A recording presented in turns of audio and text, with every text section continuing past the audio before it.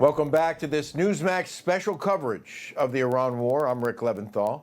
Let's bring in our next guest, shall we? Someone who understands the U.S. military better than most and is very familiar with the Middle East as well, the former Undersecretary of Defense, Robert Wilkie. Robert, you know I have much respect for you, and I always ask for you to be on my show because I know you're going to break it down. Sure. Well, thank you. Your thoughts tonight after 2 days of witnessing this onslaught by U.S. military against the Iranian regime? Well, in the previous segment, you asked what the Iranian military has left. And I'm just looking at the numbers that Israel has. The 35 ballistic missiles in the last 2 days have entered Israeli airspace. 11 Israelis have been hurt. I think one perished. What that tells me is that the assault on the leadership, both political and military, of the Iranian state was incredibly effective. I think what they're down to is their third, fourth, and fifth tier leadership. The reason I say that, if only 35 have entered Israeli airspace, that means you don't see the massive barrage that you saw in the last few years when Iran has responded to Israeli action. That means that you're now down to essentially the standing operating procedure that may have been dispersed to different sites throughout Iran. And that's why you're seeing these sort of one-off attacks. That doesn't mean that we found everything. I think an air campaign of this kind, and I've been involved with that both at the undersecretary level and as an Air Force officer, involves a campaign of weeks to finally do away with the remaining capabilities of this regime. And the last thing, as part of the question that you asked, it is still incredibly dangerous in the Straits of Hormuz. They can float mines. Now, we can clear mines, but we've allowed our capability in that area to atrophy in the last decade or so. We've offloaded it to the British, to the Danes, to the Dutch. And that would be a problem. We'd eventually clear them, but it would slow down traffic and really stop things for a while.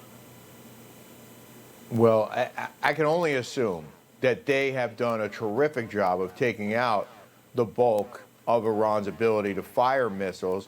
I'm not sure what other explanation that might be for this limited response. But also, as you mentioned, I mean, they took out so much of their command and control, so many of the top generals and other officials in the regime. And I don't know who's running the show now. I don't know how much they have left.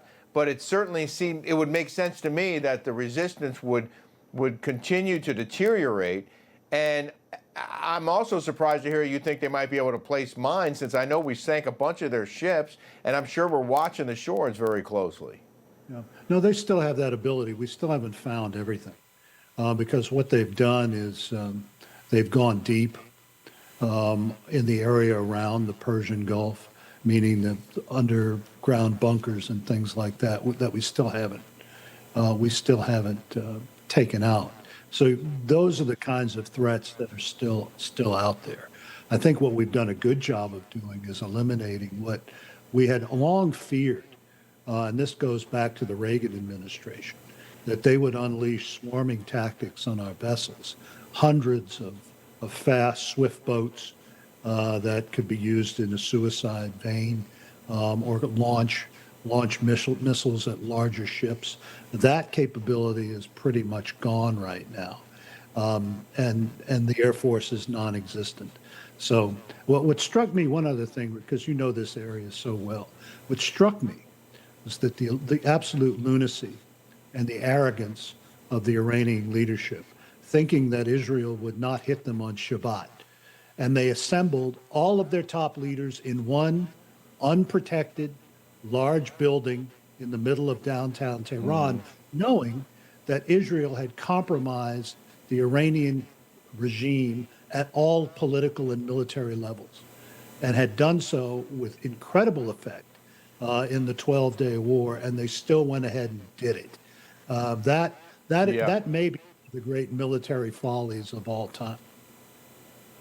Well, my understanding is they were tracking the Ayatollah. They knew where he was going and when he was going. And when they realized that he was heading to his compound with all the other Iranian regime leaders, they were like, okay, it's go time, even though it was broad daylight. And they who now even stands with Iran? yeah.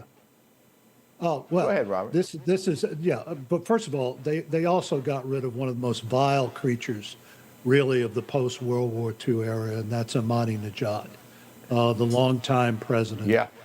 harbinger of hate, very popular at Columbia University, which says something about them. But he was dispatched. So who stands with them? The people who can do nothing to save them, and that is Russia and China.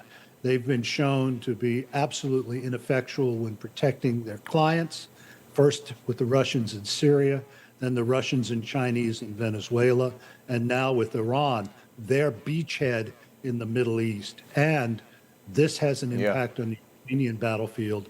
I think I said to you a few days ago, with the last massive drone attack on Kiev, 300 of those drones came from Iran. That capability is gone, as well as their ability to give the Russians ballistic missiles. Well, I've had multiple friends ask me if we should worry about World War III now, since Iran's biggest allies have been China and Russia, and I dismiss those concerns for a variety of reasons. It sounds like you're agreeing with me that they're not going to step up. I don't think Russia even can at this point. They're so busy with Ukraine. Real quick, Robert, your thoughts on that? No, absolutely not. I mean, Russia can't handle a country that's less than a third of its size. And they've lost well over 1.5 million casualties. The Chinese have shown that they can't do much outside of their own territorial waters other than, well, Taiwan is 120 miles off of their coast, and they haven't done anything there yet. But they have no expeditionary capability beyond those waters. They can't do anything. And by the way, they were offloading ballistic missile components to the Ayatollahs as soon as the Israelis stopped their 12-day war. And also the Israelis blew away the Chinese air defense systems with just a few aircraft. Didn't even lose an aircraft in taking them out. So they have to be worrying in Beijing and in Moscow that their systems don't work against the best that the West has, and that's the United States and the state of Israel. Secretary Robert Wilkie, we appreciate you staying up late tonight again, sir, so thank you for that. Always good to be with you.